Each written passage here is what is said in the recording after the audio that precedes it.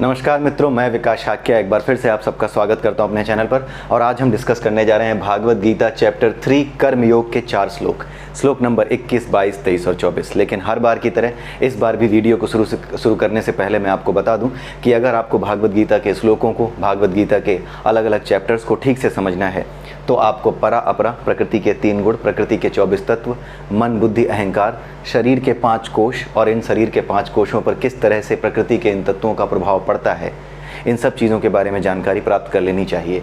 और ये 13वें और 14वें चैप्टर में अवेलेबल हैं। और ये प्लेलिस्ट, हमारी जो प्लेलिस्ट है 13वें और 14वें चैप्टर की, उसको आप पूरी तरह से गो थ्रू कर जाइए। और इसके अलावा अगर आपको कहीं से मुंडक उपनिषद, मांडूक्य उपनिषद और केन उपनिषद, अगर ये 3 उपनिषद भी कहीं से पढ़ने को, कहीं से यूट्यूब पर देखने को, कहीं किसी ऑनलाइन मीडियम से आपको देखने को मिलते हैं तो उन्हें भी आप एक बार देख जाइए। क्योंकि अगर आप उन्हें भी देख जाते हैं और ये 13वां और 14वां चैप्टर भी आपको क्लियर हो जाता है तो फिर उसके बाद भागवत गीता के बाकी श्लोकों को समझना, बाकी चैप्टर्स को समझना आसान हो जाता है। लेकिन मेरी सलाह यही होगी कि अगर आपके ऊपर गुरु का हाथ है तब तो कोई बात नहीं, आप बहुत भाग्यशाली हैं। लेकिन अगर आपके ऊपर गुरु का हाथ नहीं है, कोई गुरु अभी तक आपको प्राप्त नहीं हुआ, तो उस केस में अगर आप स्वाध्याय के माध्यम से सेल्फ स्टडी करके आगे बढ़ रहे हैं तो उस केस में अगर किसी तरह की प्रॉब्लम्स आप फेस करते हैं तो आप एक बार उस तरीके से प्रयास करके देख सकते हैं जैसा प्रयास हम लोगों ने किया है। सबसे पहले चैप्टर नंबर 13 से चैप्टर नंबर 18 तक जो कि स्पिरिचुअल साइंस है, उसके बाद चैप्टर नंबर 7 से लेकर के चैप्टर नंबर 12 तक जहाँ पर स्पिरिचुअल रीजनिंग और स्पिरिचुअल साइकोलॉजी आपकी डेवलप होती है, उसको देख सकते हैं। उसके बाद चैप्टर नंबर 1 से लेकर के चैप्टर नंबर 6 तक की स्टडी कर सकते हैं। और उसी सीक्वेंस में चैप्टर नंबर 1 से 6 की स्टडी के सीक्वेंस में ही इस समय हम चैप्टर नंबर 3 पर हैं और ऑलमोस्ट आधे श्लोक खत्म होने वाले हैं चैप्टर नंबर 3 के। तो ये आप कोशिश करके देख सकते हैं किसी भी सीक्वेंस में। जो हमारा सीक्वेंस है उसको भी आप फॉलो कर सकते हैं। चैप्टर नंबर 13 से 18, फिर 7 से 12 और फिर 1 से 6, और उसके सीक्वेंस में अभी हम आगे बढ़ रहे हैं। तो इस तरीके से आप ट्राई करके देख सकते हैं। हो सकता है कि उसके अलावा भी बहुत से और तरीके हों या किसी और माध्यम से भी, अगर आप किसी और तरीके से सीधे पढ़कर भी समझ सकते हैं तो भी कोई बात नहीं। लेकिन अगर कहीं पर ऐसा महसूस होता हो कि कभी गीता पढ़ता हूं तो कुछ और अर्थ महसूस होता है, कभी पढ़ता हूं तो कुछ और अर्थ लगता है कि इस श्लोक का होना चाहिए, ये सब होने का कारण सिर्फ यही होता है कि आप जो ये वास्तविक सनातन जो धर्म का जो कॉन्सेप्ट है, जो कि उपनिषदों में निहित है, जिसे हम उपनिषदों में परा अपरा और ये जो बेसिक कॉन्सेप्ट है हमारे शरीर की जिस तरह से संरचना है, हमारे शरीर के जिस तरह से कोश हैं, उनके बारे में अगर पता नहीं होता तो हमें दिक्कत होती है। किस तरीके से इन कोशों पे प्रभाव पड़ता है और किस तरीके से मनोमय कोश ही हमें बाहर और भीतर दोनों तरफ की यात्रा कराता है, जब तक ये हम समझ नहीं लेते तब तक हमें प्रॉब्लम्स होती रहती हैं। तो आइए देखते हैं आज के 4 श्लोक 21, 22, 23 एंड 24। ये 4 श्लोक आइए एक एक करके हम देखते हैं। 21st वर्स में भगवान श्री कृष्ण कह रहे हैं कि महापुरुषों का जो आचरण होता है, जो महान पुरुष होते हैं, समाज के जो सम्माननीय पुरुष होते हैं, सम्माननीय नागरिक होते हैं, संत हो, महात्मा हो, बड़े बड़े नेता हों, वो ऐसे लोग होते हैं कि जिनका आचरण लोगों के बीच में अनुसरणीय होता है। ठीक है, लोगों के बीच में वो आचरण जो है एक उदाहरण बनता है कि इस तरह का आचरण करना चाहिए, हमें इस तरह का बनना चाहिए। कोई भी नेता लोकप्रिय तभी होता है जब वो उस आचरण का पालन कर पाता है जिस आचरण को जनता अपने भीतर चाहती है और उस गुण को अपने भीतर उत्पन्न करना चाहती है। जब वो किसी व्यक्ति के भीतर उन गुणों को देखती है तो वो अवश्य ही उसके प्रति आकर्षित होती है। और ऐसे नेता का ये कर्तव्य है कि वो हमेशा ऐसे कर्म करे जो लोगों को मुक्ति के मार्ग पर ले जा सकें, लोगों को ऐसा नागरिक बना सकें जो कि समाज और देश और विश्व के काम आ सकें। ठीक है, ऐसा नागरिक ना बनाएं जो कि केवल अपने स्वार्थ के लिए जीता हो। अगर राजा अपने स्वार्थ के लिए जिएगा तो ऐसे देश की जनता भी अपने स्वार्थ के लिए ही जीने वाली होगी। लेकिन जब राजा निस्वार्थ भाव से कर्म करेगा तो जनता भी ये देखेगी कि हाँ, एक व्यक्ति ऐसा भी हो सकता है जो निस्वार्थ भाव से कर्म कर सकता है, अपना सब कुछ त्याग कर, घर परिवार होते हुए भी सब कुछ इस तरह से भोग रहा है जैसे कि उसका कुछ है ही नहीं, केवल अपने कर्तव्य पूरे कर रहा है अपने माता पिता के प्रति और अपने परिवारजनों के प्रति। लेकिन अपने हर कर्म में उसने अपने हर कर्म के फल को त्याग रखा है, उसने अपने हर कर्म को समाज के प्रति समर्पित कर दिया है, अपने हर कर्म के फल को समाज, राष्ट्र, विश्व के प्रति समर्पित कर दिया है। तो ऐसे व्यक्ति को देख करके सीधी सी बात है जनता भी प्रभावित होगी। और इसीलिए अगर ऐसा नेता, अगर ऐसा व्यक्ति दूसरे लोगों के लिए अनुसरणीय हो जाता है, उनको फॉलो कर उसके फॉलोअर्स बन जाते हैं, तो फिर होता यह है कि समाज में इस तरह के लोगों की गिनती बढ़ती जाती है जिस तरह का वो नेता था। फिर समाज में सदाचार फैलता है और ऐसे लोग सामने आते हैं। ठीक है, तो भगवान कृष्ण यही कह रहे हैं कि संपूर्ण व्यक्तियों के लिए ऐसा व्यक्ति एक आदर्श होता है और ऐसे व्यक्ति ऐसे व्यक्ति का अनुसरण संपूर्ण विश्व करता है। अनुसरण और अनुकरण में अंतर होता है। अनुसरण का मतलब होता है शिक्षाओं का पालन करना, जो बताया गया है उन शिक्षाओं पे चलना। अनुकरण का मतलब होता है नकल करना, ठीक है। अनुकरण का मतलब है नकल करना। जैसे अगर कोई व्यक्ति ये चाहे कि भगवान शिव ने तो विष पी लिया था, तो मैं भी भगवान शिव का अनुकरण करते हुए विष पीऊँ, तो ऐसे नहीं होगा। आपको अनुसरण करना होता है, अनुकरण नहीं करना होता। कारण दो हैं। एक तो ये है कि ये जितनी कहानियाँ हैं ये मेटाफरिक लैंग्वेज में कही गई हैं, आपको समझाने के लिए कही गई हैं कि भगवान शिव ने विष का पान किया, ठीक है। तो उन्होंने जो विष का पान किया उनका सामर्थ्य अलग है, आप उनका अनुकरण नहीं कर सकते क्योंकि आप शिव नहीं हैं, लेकिन आप उनकी शिक्षाओं का अनुसरण कर सकते हैं। अनुकरण का मतलब होता है नकल करना और अनुसरण का मतलब होता है शिक्षाओं का पालन करना। तो भगवान शिव ने यदि विष का समुद्र पिया था तो इसका मतलब ये नहीं है कि आप जा करके जहर पीना शुरू कर दें, ठीक है, कि यहाँ पे जहर पड़ा है लाओ हम जहर पी जाते हैं, नहीं। उसका मतलब ये होता है भगवान शिव ने विष पिया तो इसका अर्थ ये होता है कि जो कुछ भी नेगेटिविटी थी उन्होंने उसे अपने तक रख लिया, दूसरों तक उस नेगेटिविटी को फैलने नहीं दिया।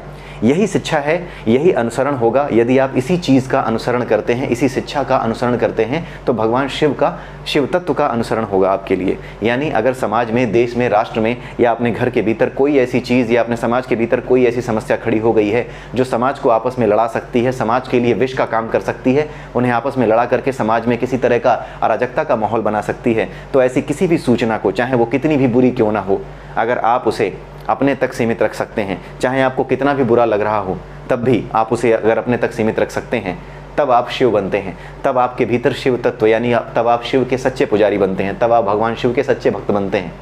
अगर समाज में किसी तरह की समस्या है और ऐसी कोई बात आपको पता चलती है, ऐसा कोई जहर है जो आपको पता चलता है कि किसी एक ने किसी दूसरे के खिलाफ उगला है, और आपको पता है कि अगर ये बात दूसरे तक पहुंचा दी गई, ठीक है, और भले ही मेरे लिए कही गई है, किसी के लिए कही गई है, अगर मैं इस चीज़ को अपने भीतर रख सकता हूँ, छुपा सकता हूँ, अपने स्वार्थ को किनारे रख करके, अपनी जो वासना है उसको किनारे रख करके कि हाँ बदला लेना है, या फिर इस बात को बता करके कुछ बवाल कराना है, या अपनी कोई बदले की भावना है उसको पूरा करना है, इन चीज़ों को सोचे बिना जब आप उस बात को पचा ले जाते हैं, और ये पचाना हर किसी के बस का नहीं होता, ये पचाना उसी के बस का होता है जिसके भीतर वासना ना हो, जो शिव की तरह योगी हो। योगी यानी क्या?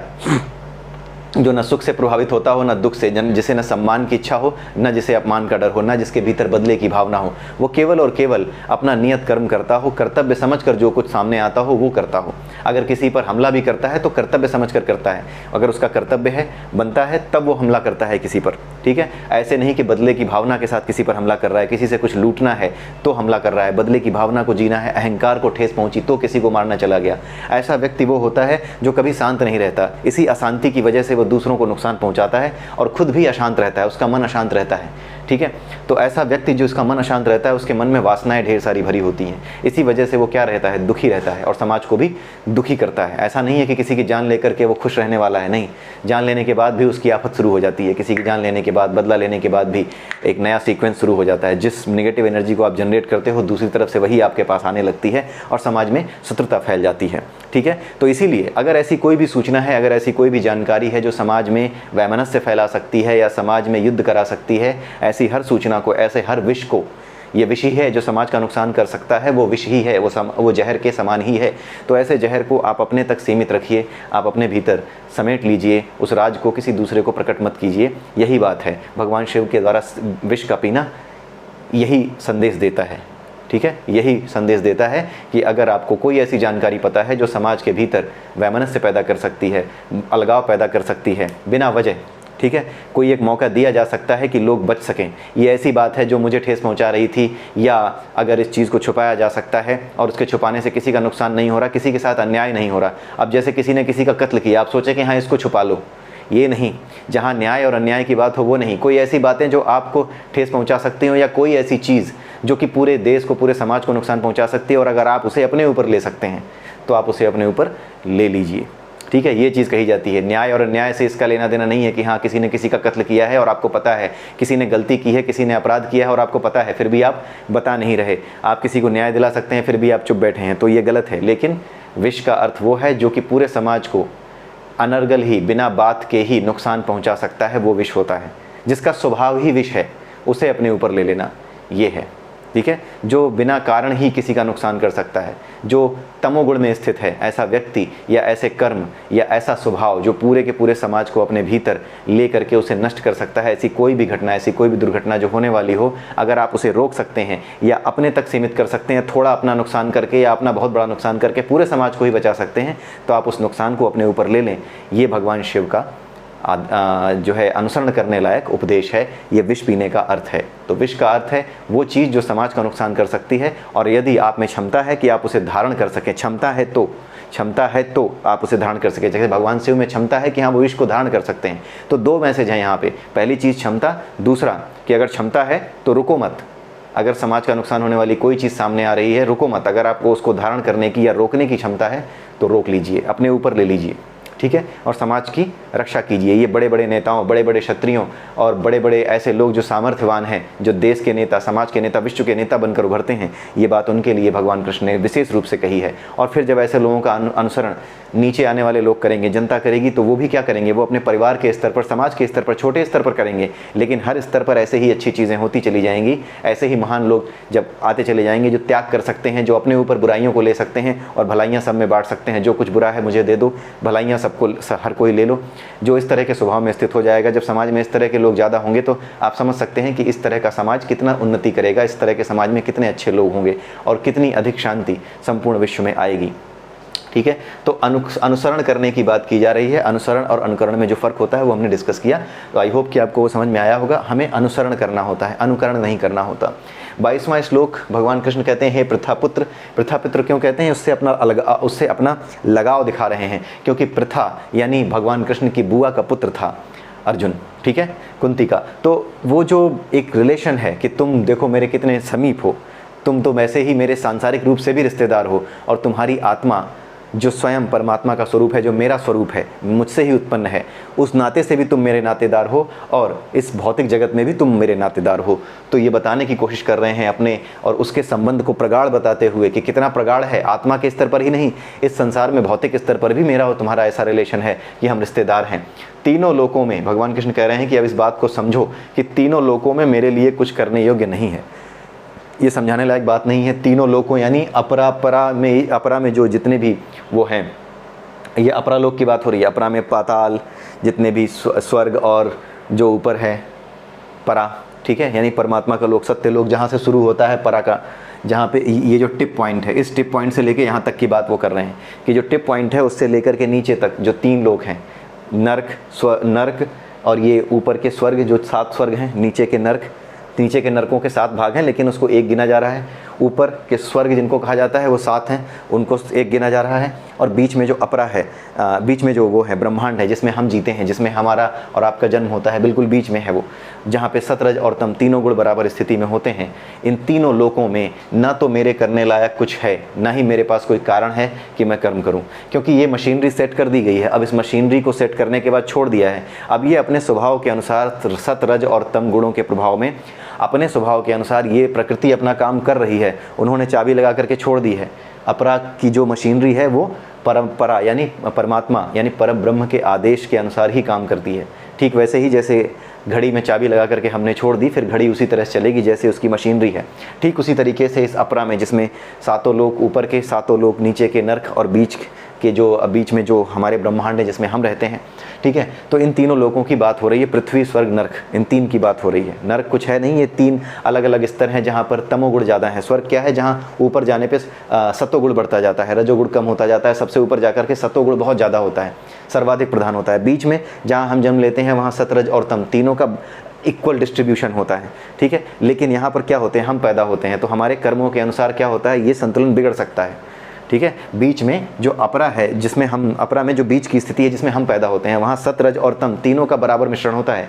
इसीलिए यहाँ पर तीनों तरह के लोग पैदा होते हैं धरती पर, जो महादुष्ट हैं, जो महासाधु हैं, और जो ऐसे हैं जिन्हें केवल खाने पीने के लिए अच्छी चीज़ें, रहने के लिए अच्छा घर, बड़ी गाड़ी, बड़ा घर, इस तरह की चीज़ें चाहिए। तीनों तरह के लोग इस पृथ्वी लोक पे आप देखोगे, लेकिन जैसे जैसे ऊपर जाओगे वैसे वैसे इस तरह के लोग कम होते जाएंगे जो घर, गाड़ी, इन चीज़ों में ज़्यादा ध्यान रखते हैं। ऊपर के लोकों में जाकर के वो ज्ञान के प्रति ज़्यादा आकर्षित होते जाते हैं। वो ज्ञान प्राप्ति यानी समाधि, ये जो योग है, इन पर ज़्यादा ध्यान देने वाले लोग ऊपर के लोगों को जाते हैं। और जो दुष्ट स्वभाव के होते हैं, जो केवल इंद्रियों के लिए ही जीना चाहते हैं, वो क्या करते हैं, वो तमोगुणी हैं। तो तमोगुण कहाँ पे है? तमोगुण नीचे ज़्यादा है, नीचे का जो स्तर है वहाँ तमोगुण ज़्यादा है। तो जहाँ पर तमोगुण ज़्यादा है, ठीक है, जहाँ जिस जगह पे तमोगुण ज़्यादा हो रखा है उस जगह पर विभिन्न प्रकार के जो तामसी प्रवृत्ति के लोग हैं वो जन्म लेते हैं। तो उसे नरक कहा जाता है। यानी अलग अलग लोकों में, अलग अलग पट्टियों में अलग अलग जो है लोक स्थित हैं, अलग अलग ब्रह्मांड स्थित हैं, अलग अलग, जैसे हमारी पृथ्वी है वैसे ही और अलग अलग लोक होंगे। अब मनुष्य तो इतना बड़ा ब्रह्मांड है कि कई हजार सालों के बाद जो है लाइट कुछ ग्रहों पे पहुंची है। हमारी पृथ्वी पर कई सालों के बाद कोई लाइट आकर के टकराई है, ठीक है। जो एक्सपेरिमेंट होते रहते हैं वो आपने सुना होगा, जो न्यूज़ आती रहती है उसमें अक्सर ये समाचार आते रहते हैं कि एक लाइट की रे है, उसको आने में इतने प्रकाश वर्ष का समय लगा, ठीक है। तो ये सारी इंसिडेंट्स ये बताती हैं कि ये ब्रह्मांड बहुत बड़ा है। तो अभी जो मनुष्य ने खोजा है वो ब्रह्मांड का बहुत छोटा सा हिस्सा एक्सप्लोर किया है, अभी बहुत बड़ा हिस्सा बाकी है। तो इस पूरे के पूरे अपरा में हमारा जो है नीचे का जो लोक है, वहाँ उस नीचे के लोक में अधिकतर तामसी प्रवृत्ति के लोग जो होते हैं, अधिकतर तामसी प्रवृत्ति का राज है। मतलब तामसी प्रवृत्ति बहुत ज़्यादा है वहाँ पर तमस जो गुण होता है, तीसरा गुण तम, वो तम ज़्यादा है वहाँ पर। ऊपर क्या है, सत ज़्यादा है, रज कम होता जाता है, तमस कम होता जाता है और सत बढ़ता जाता है। नीचे क्या होता है, सत और रज कम होते जाते हैं और तम बहुत ज़्यादा बढ़ जाता है। अंत में बिल्कुल तम ही तम होता है, अंधकार ही अंधकार होता है, ठीक है। तो भगवान कृष्ण कहते हैं कि तीनों लोकों में मेरे लिए कुछ करने योग्य नहीं है, क्योंकि जैसी ये सृष्टि बना दी है, इसमें जैसे तुम लोग पैदा होते हो, तुम तीनों गुणों के अंतर्गत पैदा होते हो। पृथ्वी में जो लोग होते हैं वहाँ पे तीनों गुणों का लगभग बराबर डिस्ट्रीब्यूशन है। ऊपर सत ज़्यादा है, नीचे तम ज़्यादा है, लेकिन बीच में तीनों का इक्वल डिस्ट्रीब्यूशन होता है। सत, रज और तम तीनों का मिश्रण होता है। तो भगवान कृष्ण कह रहे हैं कि ये तीनों के मिश्रण के अनुसार जो प्रकृति के गुण बनाए गए हैं, उसके अनुसार ये प्रकृति अपने आप काम करती है। मुझे इसमें हस्तक्षेप करने की ज़रूरत नहीं है, ये अपने आप काम कर रही होती है। मेरे पास ना कुछ करने लायक है, ना कुछ करने का कारण है, फिर भी मैं कर्म करता हूँ। फिर भी उन्होंने कहा कि मैं तुम्हारे सामने हूँ और कर्म कर रहा हूँ, अधर्म का विनाश करने आया हूँ और धर्म की रक्षा करने या धर्म को स्थापित करने आया हूँ।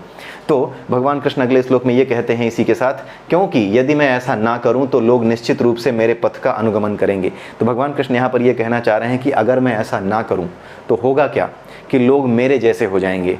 यानी ये प्रकृति ही जब इस तरह का काम करने लगेगी, आपने देखा होगा ना कि हाँ, कोई व्यक्ति अगर गलती करता है तो उसे उसकी सज़ा मिलनी चाहिए, उसे मिलती है, ठीक है। उसी तरह से भगवान कृष्ण ये कह रहे हैं कि अगर अधर्म बढ़ता रहता है और अधर्म बढ़ता ही जाए और एक दिन वो पूरी दुनिया पे कब्जा कर ले, तो लोग क्या करेंगे, लोग कहेंगे कि जिसकी लाठी उसी की भैंस होती है। सत्य असत्य, धर्म अधर्म का कोई लेना देना नहीं होता। और वो फिर कैसे हो जाएंगे, वो फिर ऐसे ही हो जाएंगे कि लाओ हम भी लाठी खोजते हैं, जहाँ हमारी लाठी चल सके वहाँ चलते हैं, फिर वो दूसरों को दबाएंगे। इस तरह से करके क्या होगा, वासनाएं ही वासनाएं हर मनुष्य अपने भीतर इकट्ठा करता चला जाएगा।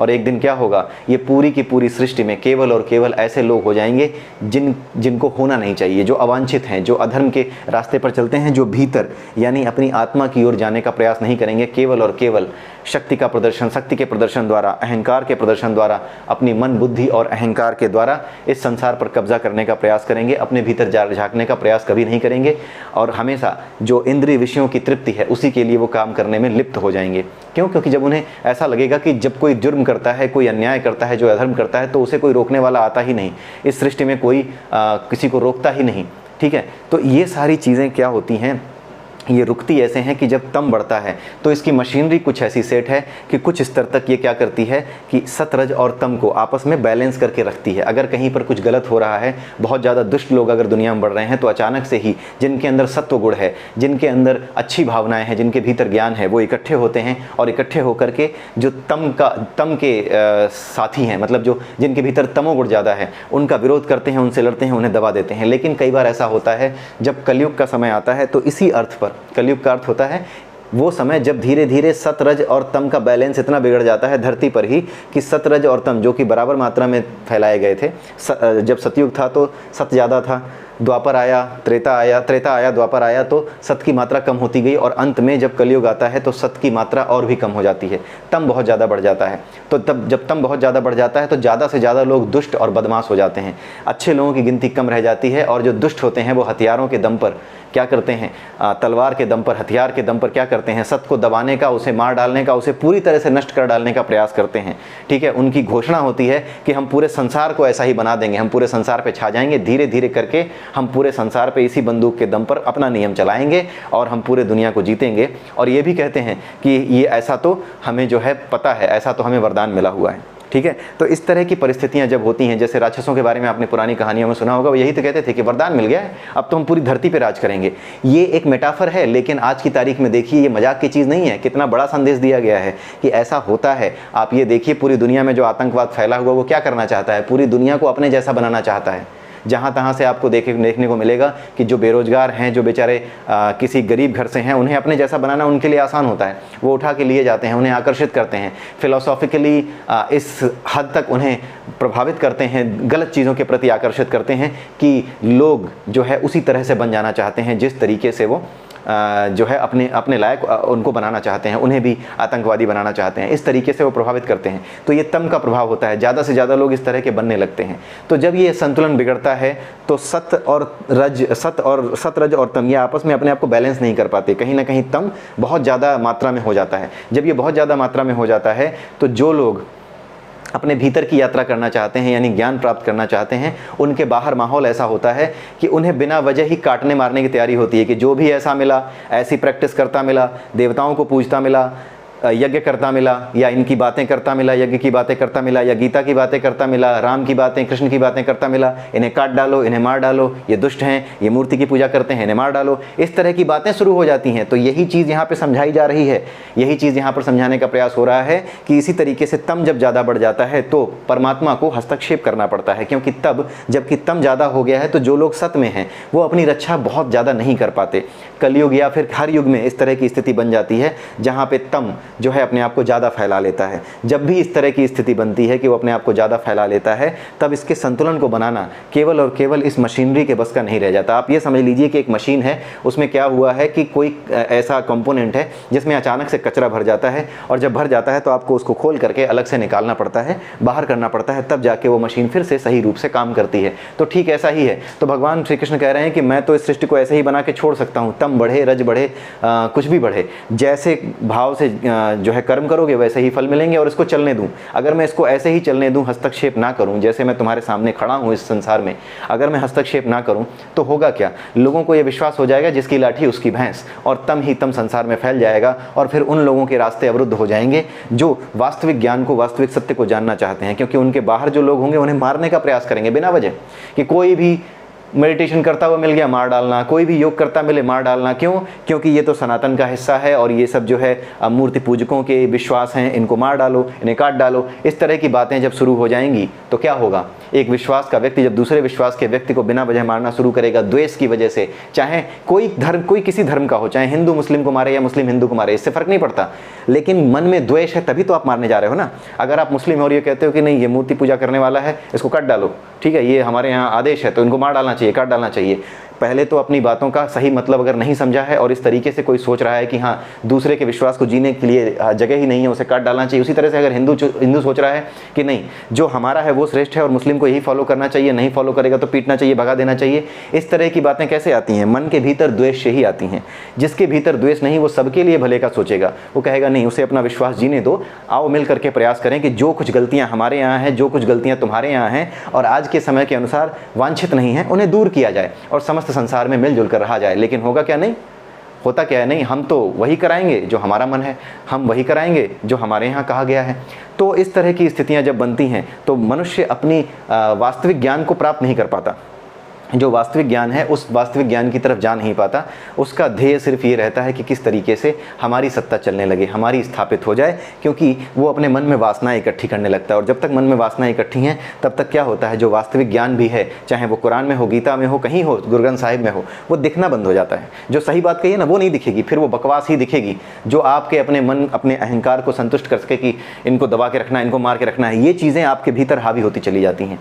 तो यही तम का प्रभाव होता है। तो भगवान कृष्ण कहते जानते हैं कि मेरे लिए ना तो कुछ करने योग्य है, क्योंकि ये दुनिया मेरी मशीनरी, मेरी बनाई मशीनरी के अनुसार तीनों गुणों के अंतर्गत काम कर रही है, और ये मैंने ऐसे ही बनाई है, इसीलिए इस तरह से काम करती है। लेकिन फिर भी मैं कर्म करता हूँ, क्योंकि यदि मैं ऐसा ना करूँ तो निश्चित मेरे पथ का अनुगमन करेंगे लोग, और यदि मैं नियत कर्म ना करूँ, अगला श्लोक, तो सब नष्ट हो जाएंगे। क्यों नष्ट हो जाएंगे? अभी हमने डिस्कस किया कि सब के सब जिसकी लाठी उसकी भैंस पे विश्वास करने लगेंगे, और तब मैं अवांछित समुदाय को उत्पन्न करने वाला हूँगा। अवांछित कौन? जो दूसरों को मार डालना चाहते हैं, दूसरों को उनके विश्वास की वजह से उनके आगे बढ़ने के रास्ते को, चाहे वो सांसारिक रूप से आगे बढ़ना चाहते हो, चाहे आध्यात्मिक रूप से आगे बढ़ना चाहते हो, उनके रास्ते को रोकने लगेंगे, उन्हें मार डालना चाहेंगे, उन्हें काट डालना चाहेंगे, और संसार में केवल और केवल द्वेष के अतिरिक्त और कुछ नहीं रह जाएगा, एक दूसरे से नफरत के प्रति कुछ नहीं रह जाएगा। तो यही चीज़ यहाँ पर समझाने का प्रयास हो रहा है कि तब मैं अवांछित समुदाय को उत्पन्न करने वाला हो जाऊंगा। यानी अगर इस स्थिति में जब कि तम हावी हो रहा है और सत्य अब अपने आप को बैलेंस नहीं कर सकता, सत्य रज और तम ये अपने आप को बैलेंस नहीं कर सकते, तो मुझे, यानी भगवान कृष्ण कहते हैं कि मुझे इस संसार में आना पड़ता है, कर्म करना पड़ता है। तो मेरे पास कोई नियत कर्म न होने के बावजूद भी मैं क्या कर रहा हूँ? मैं यहाँ पर हूँ, और सभी की रक्षा करने के लिए, धर्म को वापस स्थापित करने के लिए तुम्हारे सामने खड़ा हूँ, ताकि सत्य रज और तम का बैलेंस दोबारा बन सके और ये संसार फिर से सुचारू रूप से चल सके। आगे चल करके फिर ऐसे लोग पैदा हों जो अपने मार्ग का चुनाव कर सकें, चाहे वो कर्म का मार्ग हो, चाहे ज्ञान का मार्ग हो, चाहे भक्ति का मार्ग हो, और उस मार्ग से वास्तविक सत्य को जान करके मुझ तक पहुँच सकें, परमात्मा तक पहुँच सकें। ठीक है, तो ये चीज़ यहाँ पर भगवान कृष्ण कह रहे हैं कि अगर मैं अपना काम ना करूँ तो लोग भी जो है ऐसे हो जाएंगे कि बिना कर्म किए बैठे रहेंगे। ठीक है, और फिर समाज में अवांछित समुदाय उत्पन्न हो जाएगा। क्यों उत्पन्न हो जाएगा ये आपको समझ में आ गया होगा कि क्यों उत्पन्न होगा। क्योंकि जब कोई अपना जिम्मेदार व्यक्ति अपना कर्म नहीं करेगा तो अपराध रुकेंगे नहीं। अगर पुलिस अपना काम करना बंद कर दे तो समाज में क्या होगा? अपराध रुकेंगे नहीं। फिर क्या होगा कि पुलिस तो आती नहीं है, मैं किसी का कत्ल कर दूँ, पुलिस रिपोर्ट लिखती नहीं है, तो जब उसने कत्ल किया मेरे भाई का, रिपोर्ट नहीं लिखी पुलिस ने, तो मैं भी उसके भाई का कत्ल कर देता हूँ, पुलिस रिपोर्ट नहीं लिखेगी, मैं उसको जाके माराऊंगा, वो मेरे को जाके माराएगा, फिर हम दूसरे और बचे हुए भाइयों को मारेंगे। समाज इस तरीके से एक दूसरे को मार करके क्या हो जाएगा? खत्म हो जाएगा। इसीलिए भगवान कृष्ण ने कहा है कि ये सब नष्ट हो जाएंगे। इसीलिए भगवान कृष्ण ने कहा है कि सब नष्ट हो जाएंगे, क्योंकि अराजकता फैल जाएगी, और तब मैं इस बात का जिम्मेदार ठहराया जाऊंगा कि मेरी वजह से ये हुआ है। क्यों? क्योंकि ये मेरा ही वचन है, ये मेरी ही सृष्टि है कि मैं कभी भी अधर्म को बढ़ने नहीं देता और धर्म को नीचे गिरने नहीं देता, हमेशा धर्म अधर्म के संतुलन को बनाए रखता हूँ। तो ये जो वचन है, या ये जो वेदों में कहा गया है, पुराणों में कहा गया है, बताया गया है मेरे बारे में, परमात्मा के बारे में, कि जो ये बातें बताई गई हैं, ये बातें समाज को झूठ लगेंगी, संसार को झूठ लगेंगी, और तब मुझे ही इस बात का जिम्मेदार ठहराया जाएगा कि भगवान आता क्यों नहीं, भगवान कुछ करते क्यों नहीं। तो समय आने पर ये सारे काम मैं करता हूँ। यही भगवान श्री कृष्ण कहना चाह रहे हैं कि कुछ कारण ना होते हुए भी कि मैं कोई काम करूँ, फिर भी मैं इन कामों को करने के लिए संसार में आता हूँ, ताकि लोग मेरा अनुगमन करें, मेरा अनुसरण करें। और ये याद रखें कि निष्काम भाव से कर्म करके ही संसार में शांति लाई जा सकती है। निष्काम भाव से यानी कुछ करने का कारण ना हो, फिर भी जो नियत कर्म है, जिस रोल में मैं हूँ उस रोल में अपने जो भी ड्यूटीज़ हैं उन ड्यूटीज़ को मैं परफॉर्म करूँ, उन ड्यूटीज़ को, उन कर्तव्यों को मैं पूरा करूँ, तभी जा कर के समाज में शांति आ सकती है और सभी समाज में अच्छे लोग बन सकते हैं, अच्छे लोगों का, अच्छे चरित्र वाले लोगों का निर्माण हो सकता है। तो यही चीज़ भगवान कृष्ण यहाँ पर कहना चाह रहे हैं कि मेरे पास कुछ भी करने को नहीं है, फिर भी मैं यहाँ पर सामने उपस्थित हूँ तुम्हारे, और अपना कर्म कर रहा हूँ धर्म की स्थापना करने के लिए, तम को वापस झुकाने के लिए, सतरज और तम को बैलेंस करने के लिए तुम्हारे सामने खड़ा हूँ। असल में वो यही बैलेंस करने के लिए खड़े हैं, सतरज और तम को। ठीक है, तो यही चीज़ यहाँ पर समझाई गई थी। आई होप कि ये चारों श्लोक आपको समझ में आए होंगे। अगले वीडियो में हम फिर मिलेंगे कुछ नए श्लोकों के साथ। तब तक के लिए जय श्री राधे, जय श्री कृष्ण।